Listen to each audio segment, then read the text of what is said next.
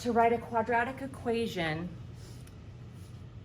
that means you're gonna have ax squared plus bx plus c. So let's start here. And if I have ax squared plus bx plus c as my goal, they're going to give us a little bit of information to build this quadratic. They're gonna give me the roots and the leading coefficient.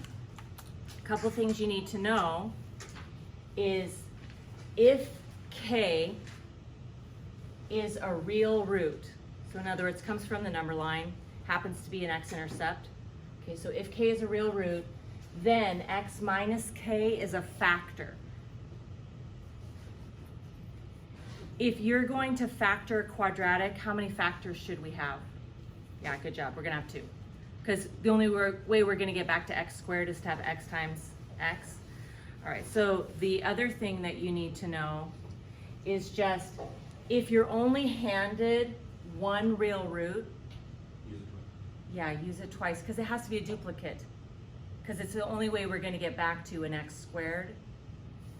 Okay, so a little side note, just vocabulary, it means that that root has multiplicity 2.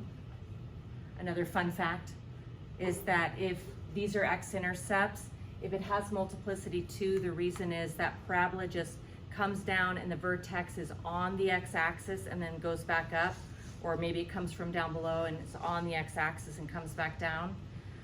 So when it has a multiplicity of 2, the vertex actually ends up being on the x-axis. Okay, so building it though, we're gonna build this using the idea that x minus k is a factor. So my root is 2, so I did x minus 2, and then x minus 5. The leading coefficient is gonna be that number that ends up being in front of the x squared, but we have to multiply it through, so we're gonna put 4 in the front, leading, and lastly, we multiply it together. You can multiply in any order you want. Some of you might wanna go 4x minus 8, and then FOIL that. My preference is to FOIL and then multiply through by the leading coefficient. Either way is fine. Okay, so x times x is x squared, x times negative 5 is negative 5x, negative 2 times x is negative 2x, and negative 2 times negative 5 is plus 10. Negative 5x and negative 2x can combine, and that makes negative 7x. Go ahead and distribute the 4 through, so 4 times x squared, 4x squared, 4 times negative 7x, negative 28x, and 4 times 10 is 40. And then I put an equal 0 because this is an equation. It says build an equation, quadratic equation, and all equations have equal signs. So we've got everything on one side equal to 0. Okay, so just one more example. If they only tell you that there's one root, negative 3, we said that's gonna be a duplicate.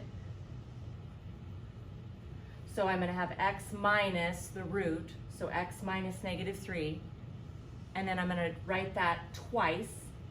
The leading coefficient in this one is negative 1. Before I FOIL those together, I'm gonna simplify signs. Negative, negative is positive. Now I'm gonna FOIL x plus 3 times x plus 3.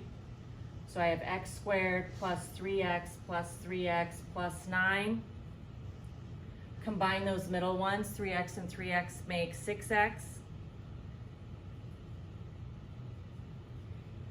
And now we can distribute that negative 1 through, so we'll have negative x squared, negative 6x minus 9. And then I put in equal 0 because again, this is an equation. So it says build an equation, a quadratic equation with the given roots and this leading coefficient. So if I wanted to build a parabola that had x-intercepts at just negative 3, I've just built a parabola that has an x-intercept at negative 3. Or here, if I wanted to build a parabola with x-intercepts at 2 and 5, I've built a parabola that would have those x-intercepts.